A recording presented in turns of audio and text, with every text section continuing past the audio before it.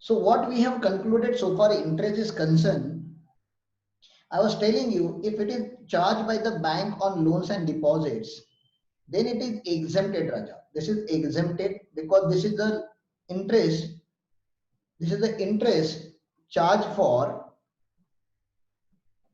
this is the interest charged for use of money. But whenever we are paying interest, for a delayed consideration, always remember, whenever we are paying interest for a delayed consideration is always taxable. Okay, always taxable under GST. Okay, and it will be charged to the GST. This is what I told you earlier. Now, based on this, there is little bit clarification needed for this Dale Creditor Agent Services, which is given in our module. So I'm reading this. I'm giving you whole situation. There is a principle. This principle is supplying goods to the DCA, who is independent agent. Okay, Dale Creditor Agent, and this Dale Creditor Agent is selling goods to the buyer, and invoice is issued by DCA to the buyer. You just answer my very simple question. Will this principal to agent, the first supply, will it be called as a deemed supply or not? Is it a deemed supply? Because this is the DCA who is issuing ultimate invoice to the buyer, supplied by principal to agent. Is a deemed supply as per schedule 1 or is not a deemed supply? Come on, tell me. Is it a deemed supply?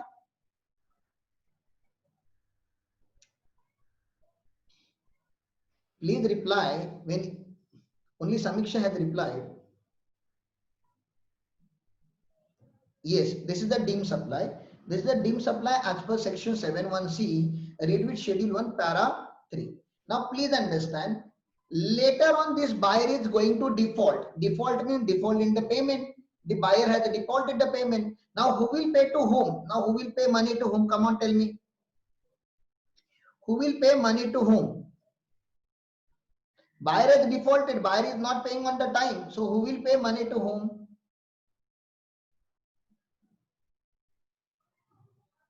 DCA will pay money to the buyer. DCA will pay money to the buyer. He will pay money.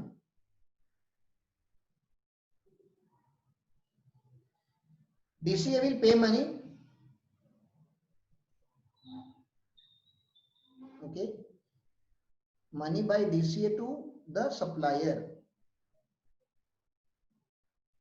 This is the transaction number 3. So what happened in transaction 1? In transaction 1, goods were given by principal to DCA and DCA to buyer, and DCA has issued the invoice. So we call this as a deemed supply. Why? You know, we will pay the GST and DCA will get the ITC. This was the logic behind it.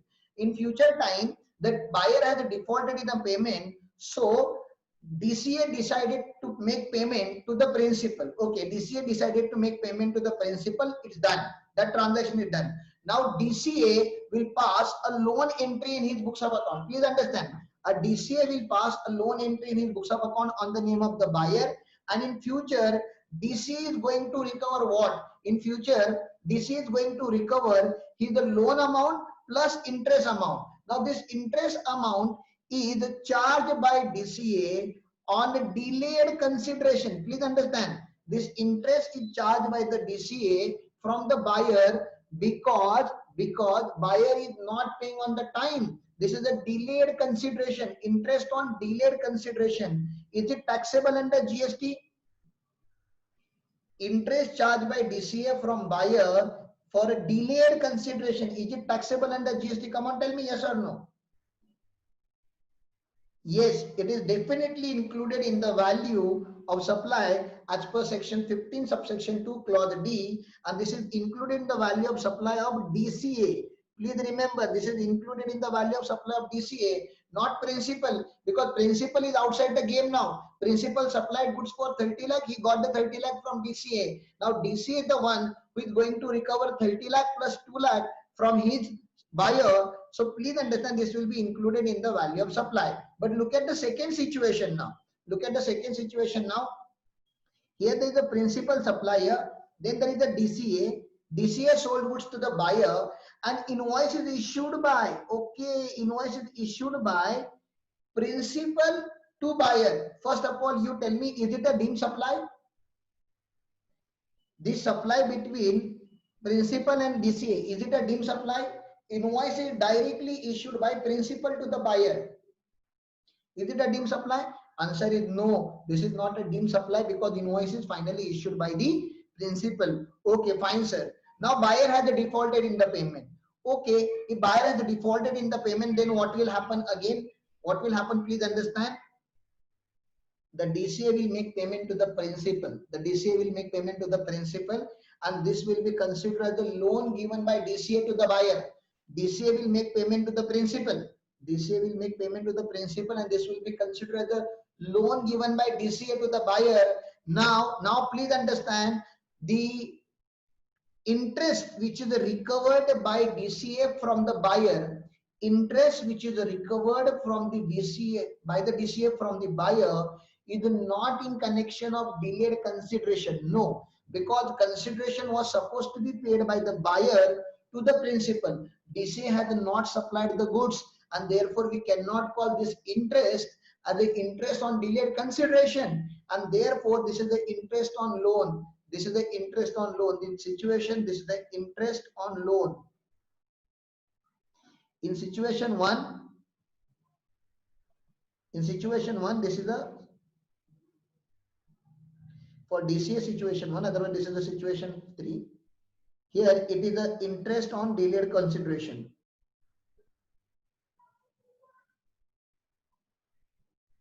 Interest on delayed consideration. And interest on loan, as I told you earlier, is it taxable or not taxable? Come on, tell me. Interest on loan, this loan, is it taxable or not taxable? Interest on loan, is it taxable or not taxable? Please tell me. Interest on loan, is it taxable or not taxable? Any interest on loan in the country, whether it is given by bank, not taxable. Okay.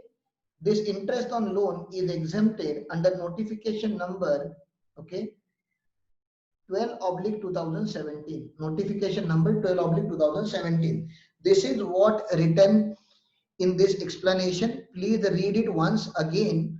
When you are done with that, you need to read it paragraph by paragraph, then you will understand it faster. If you don't understand, you can just put me a message. We are going to upload this lecture on YouTube, so you can watch this video one more time if you are not clear about it. And if you still don't get it, then you can just put it in a comment box. I will definitely answer your concerns. Okay, next, let's come to para 4. Now para 4, because we have discussed it in very much detail, it should not sound little difficult to you. This was very simple para. This is again import of service by a person from a related person. Acha, this is import of service by a person from a related person, okay, or from his establishment located outside India. Either it is a related person outside India, or it is your foreign branch or foreign association. So you are receiving it without consideration. Obviously, we are talking about 7(1)(c). That means this transaction should be without consideration. It has to be in the course of business. Then it will be treated as a supply. So to explain this, what kind of chart I have created, we have discussed import of service in 2 different sections, 7(1)(b) and 7(1)(c). So what you should know about import of service is this. If it is an import of service under section 7(1)(b), then it is for the consideration, for sure. Import of service for a consideration, definitely it will be covered by section 7(1)(b). It may be in the nature of business, it may be yes or it may be no. Okay, whether in the nature of business, whether in the course of business or not, that does not make much difference, but it has to be for consideration. But if import of service is made without consideration, condition number 1, it is made without consideration. Condition number 2, it should be from a related person. Condition number 3, it should be for or in the course of business. Then only it will be taxable under section 7(1)(c). Whether it is 7(1)(b) or 7(1)(c), can you please tell me who is going to pay tax on import of service? Supplier or recipient? Supplier or recipient? Come on, tell me. S or R, who pays the tax on import of service? Supplier or recipient? Hey, please tell me, you know this. Who pays the tax on import of service, supplier or recipient? Technically, I'm asking you, is it taxable under reverse charge or forward charge? Is it taxable under reverse charge mechanism? Okay, it is taxable under reverse charge mechanism, and therefore recipient is the one who is going to pay tax. Recipient is the one who is going to pay tax. And which tax? Which tax? IGST. Which tax here? IGST.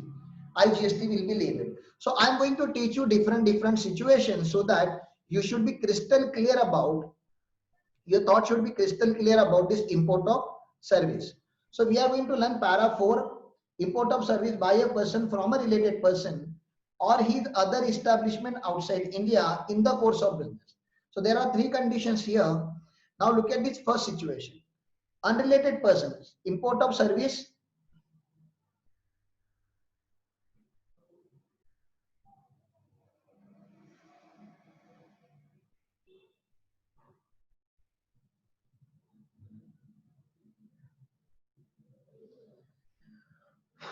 Please, import of service, the importer is the unrelated person. Okay, importer is the unrelated person here. He has imported service for a consideration from unrelated person for a consideration in the nature of business. This is in the course of business. Is it a supply? Import of service for a consideration in the course of business. Is it a supply? Yes or no? Please reply. Yes, it is a supply. Under which section? 7(1)(b). Very simple rule. Whenever there is a consideration, it has to be 7(1)(b). Okay. Reverse charge mechanism, and importer is going to pay IGST. Okay, that was the condition number 1. Second situation. In second situation, this is the supply is unrelated, receiver is also unrelated. This is import of service for a consideration, but not in the course of business. This is import of service for a consideration, but not in the course of business. Still, it is a supply because it is imported for a consideration. Now, third situation. There is a related party outside India. Okay. That related party is giving you services in India. So you are also related party. This is import of service for a consideration.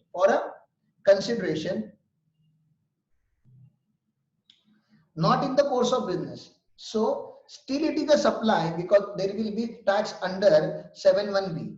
So what I have done here is this. In situation 1, I have taken it as in the course of business.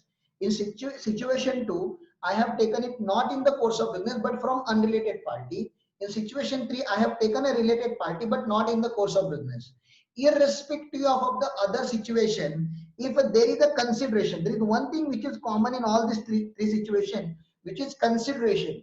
If it is import of service for a consideration, mark my word, it is going to be supply under section 7(1)(b), 7(1)(b) and 7(1)(b) only, because this is the import of service for a consideration. You don't have to give relevance to any other circumstances created there. But yes, definitely your situation will change when you are importing services without consideration. If you are importing services without consideration, then it has to be from a related person and it has to be in the nature of business. So condition number 1, without consideration. Condition number 2, from a related person. Condition number 3, it has to be in the course of business. Then only it will be considered the deemed supply under section 7(1)(c), not B. Without consideration, 7(1)(c), and on RCM, IGST will be levied. But if the person is unrelated, if supplier is the unrelated supplier and you are importing services without consideration, please note it is not a supply under section 7(1)(b) as well as section 7(1)(c). Why is it not under section 7(1)(b)? Because it is without consideration. Why is it not covered by 7(1)(c)? Because it is not imported from a related person. Okay. And the last situation, it is imported from a related person. It is without consideration, but this is not in the nature of business. So the third condition is not complied. Therefore, it is not a supply under section 7(1)(c). Are you clear with the import of service? Only 2 situations you need to remember. Import of service is very simple. If it is for a consideration, no matter what, it will be 7(1)(b). If it is without consideration from a related person in the course of business, then only you should think about 7(1)(c). Okay, let's have some quick questions.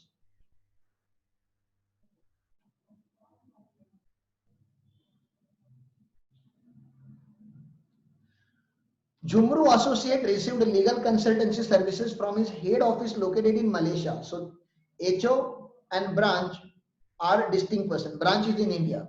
Okay. The head office has rendered such services free of cost. Okay. So this is first of all related party. The first condition is without consideration. This is done. Second condition, relatives. Okay. Since Jumru Associate and head office are related person, the services rendered by Jumru Associate will qualify the supply even though the head office has not charged anything from it, and you can understand head office branch means it is in the course of business. So all these three conditions are complied here. It is in the nature of business. What happened here?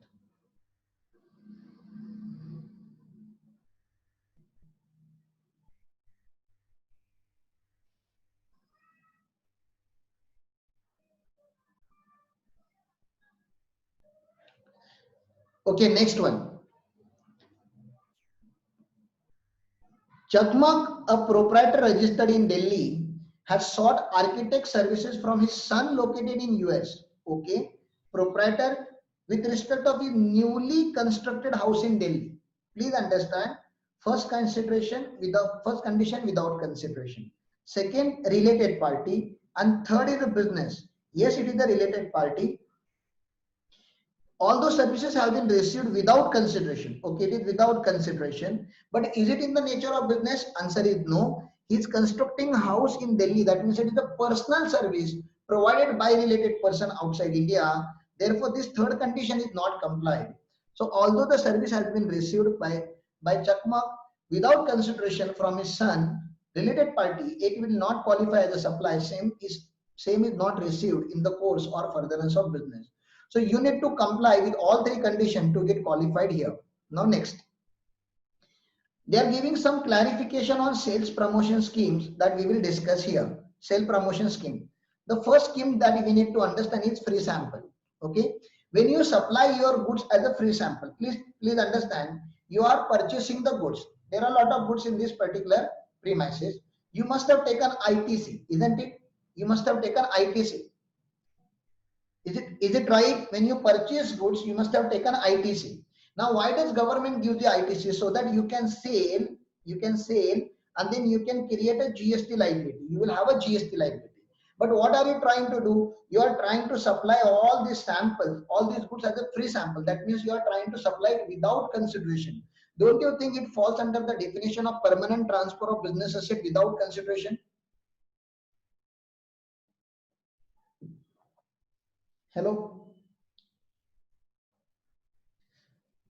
If you are distributing your goods as a free sample, so it's a permanent transfer of business asset without consideration. So this will fall under section 7(1)(c), but only if ITC is taken by the recipient. So if ITC is taken, it will be deemed supply. If ITC is not taken, it's not a deemed supply. Look at this.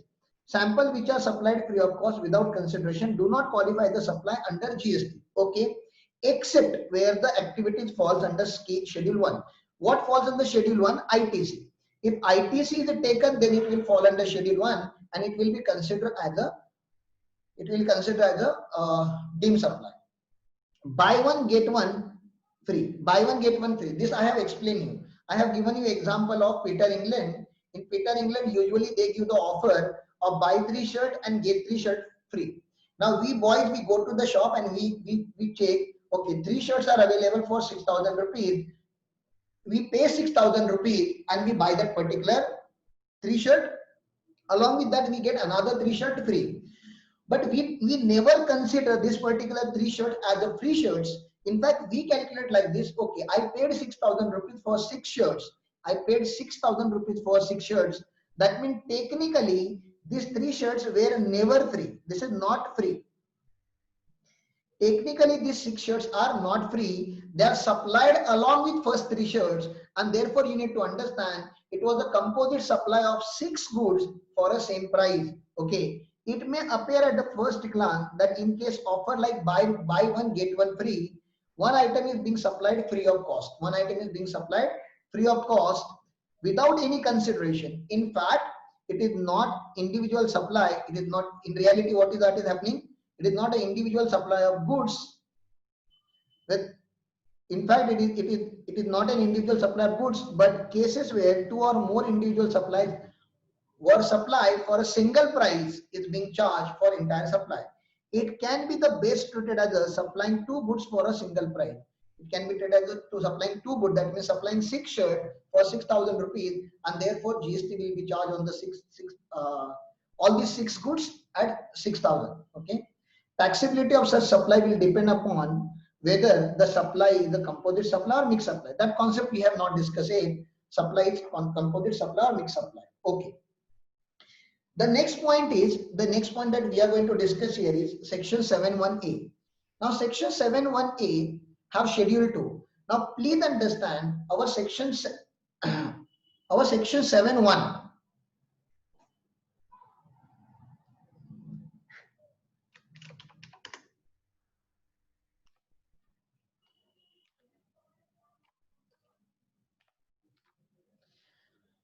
Please understand our section 7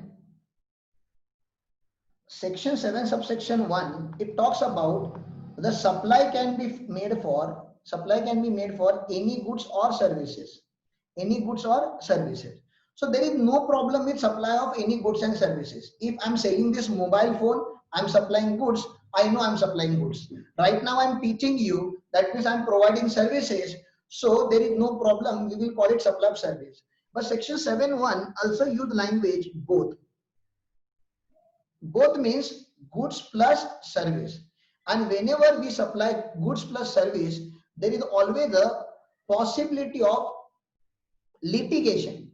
Why litigation? Because in balance law, that means the rest of the GST law, supply of goods are having separate treatment and supply of services are having separate treatment. One example, there is a chapter called time of supply.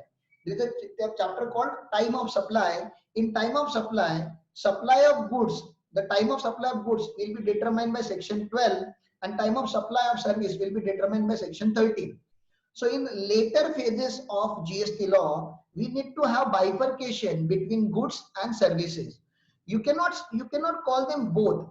Like one example, and we have taken this example multiple times till now. In restaurant, when we go in restaurant and we eat food, okay, so they give us two things. They usually give us two things. One is food, which is goods, along with services. They are giving us services as well. So we can call either it is supply of goods or we can call it supply of services. We cannot call it supply of both, because in later part of the law, we need to have clear-cut distinction so far as what is supply of goods and what is supply of services. To bifurcate these two things, we are creating a schedule 2. Which is in line with section 7, section 7.1a. Read with schedule 2. This schedule 2 is doing nothing but providing clarification so far as what is supply of goods and what is supply of service. That's the only job this schedule 2 is doing. So let's not waste more time into it. Quickly, we will just discuss what is supply of goods and what is supply of service. Okay. Now, transfer of title in goods. Transfer of title in goods means you are going to the shop and you are purchasing goods. So, sir, what is the nature of supply? This is the nature of supply of goods. This is supply of goods. Okay. Example, Shivaji sells a ready-made garment to his customer. What is the activity Mr. Shivaji is doing? He is supplying goods. So, goods related provision is applicable to Mr. Shivaji. But if somebody is giving these goods on a higher basis, on a rental basis, that means somebody is supplying goods without title, without transfer of title. We are not giving title. Title will be remain with us. So tomorrow if I want projector in classroom and we don't own projector, what we will do? We will go in the shop and take that projector for 5 days on rental basis. So we will take projector in our hand, but actually that guy is not providing us. That guy is not providing us goods, is actually supplying the services. Look at the example.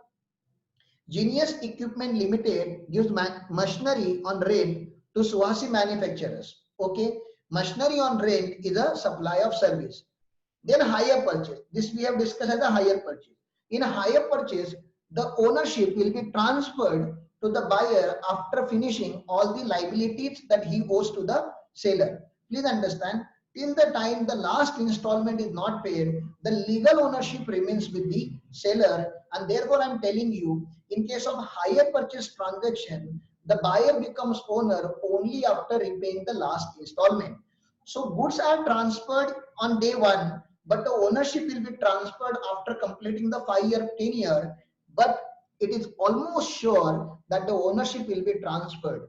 And therefore, by applying principle of substance over form, today what is transferred by seller to the buyer is the transfer of goods, though the title is not transferred today, but it will be transferred in the future day. Please understand, any transfer of title on goods in goods under an agreement which stipulates that the property shall pass at a future date. The property shall pass at a future date. Okay, upon the full payment of consideration, that is the supply of goods, is not a supply of service. Look at the example. Dhruva Capital supply goods on hire purchase basis to customer. Okay, hire purchase is supply of goods. Optima manufacture supply toys on sale on return basis. Sale on return basis, you understand? You take a goods, use it. If you are happy, you keep it with you. If you are not happy, then return it to us. So in such a concept, in such a situation, it is supply of goods, not a supply of services. Okay. Land and building, this is very easy. You need to know any lease or tenancy or easement or license to occupy land. That means you are giving land on hire. Is it a supply of goods or supply of services? It can never be called a supply of goods, because the goods means movable property, whereas land and building are immovable property. So giving land on hire is a supply of service. Next. Okay. Example, any lease or letting of building is also, any leasing and letting of building also is a supply of service. Okay. Example, a shop let out in a busy market area is a supply of service. All right. Then the next example that I have to give you is this.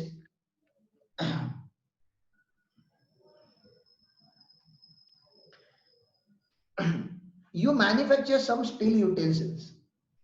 You are a manufacturer of some steel utensils, and you are a manufacturer of some steel utensils or iron utensils, and I do the job work. Job work means I can paint those utensils. You need to have different colors, red, green, pink. So you come to me and I'm painting this particular utensil with a color. Okay, I put this color into it. That's the only job I'm doing. Okay, or you are a manufacturer of jewelry and I'm the job worker who puts diamond on the ring. So you came to me with the two things. You came to with me ring and a diamond, and then later on I put this particular diamond on the ring and gave it back to you. So in this case, what I'm supplying to you, isn't it? Please understand, what I'm trying to supply to you is, it looks like a goods, but I'm not giving you goods. I am actually providing you a service of a job work. So any treatment or process, please understand, any treatment or process which apply to another person's goods.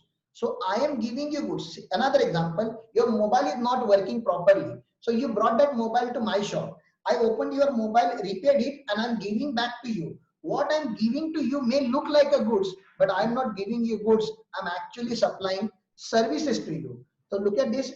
Damaini Dyeing House dyes the cloth given by Shubham Textile Limited. So here the cloth example. If I take the shirt to you, I'm taking a basic white shirt, but I wanted a pink shirt. So this particular guy who is dyeing, who is printing the shirt, okay, is doing job work, and doing job work is actually service, not a supply of goods. Next. Transfer of business asset. Obviously, we have discussed this. If you transfer or dispose your business asset permanently, then it is transfer of goods. But if you are giving it, if you are giving it for temporary purpose, if you are allowing it to be used as a personal purpose, you are not transferring it permanently. If you are allowing the use of a business asset for a personal purpose, this is not done. We have discussed this in schedule 1. Schedule 1, you cannot give business asset for a personal use. You can never use business asset for a personal use. You must use business asset for a business purpose, because on that hope only we have given you ITC. If you are giving up your business asset permanently to some organization, okay, without consideration or for consideration, it is supply of goods. And if you are allowing them to use your business asset for some other business other than business purpose, then it is supply of service. Look at this. Arundaya, a sole proprietor, owns a laptop used for making office presentation. He transferred the same laptop to his son for making a school project. This is a supply of goods because you are allowing use of business asset for a private purpose.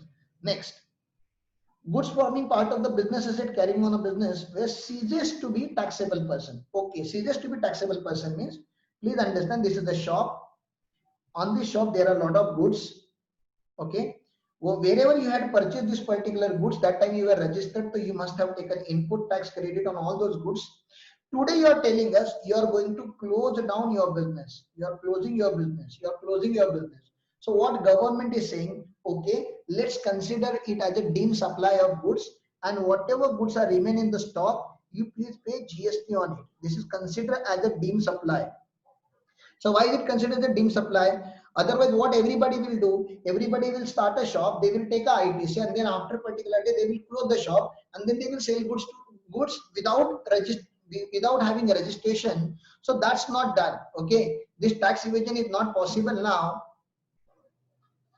So whenever, please understand, is deemed supply by him in the course of business, Mr. Arun, trader, winding up his businesses, any goods left in the stock shall be deemed as a goods supplied by him. But these have two exceptions. What are those two exceptions? Amalgamating company transferring stock to amalgamated company. If amalgamating company transferring stock to amalgamated company, now amalgamated company takes new registration. Please understand, amalgamated company takes new registration, and whatever ITC is left with amalgamating company, there are provision in ITC chapter which enables amalgamating company to transfer ITC also to amalgamated company, so that this final company will be liable to pay GST whenever they sell the goods. And therefore, in this kind of genuine cases, this provision will not apply to amalgamating company. That means you are closing the business on account of going concern, on account of transfer of going concern, then we are not going to take any tax from you. Or secondly, a father's business is carried on by the son, a father's business carried on by the son as a representative assessee, then also this provision is not applied, because business still continues. Business is not getting shut down, only owner is getting changed. There are provisions which helps to transfer ITC from one person to another person in such a situation, but this is not considered as a deemed supply of goods. Okay. Renting of immobile property is a supply of service. Definitely it is a supply of service. Renting of any immobile property is a supply of service. Renting of commercial complex, renting of property for education institution, any renting is supply of.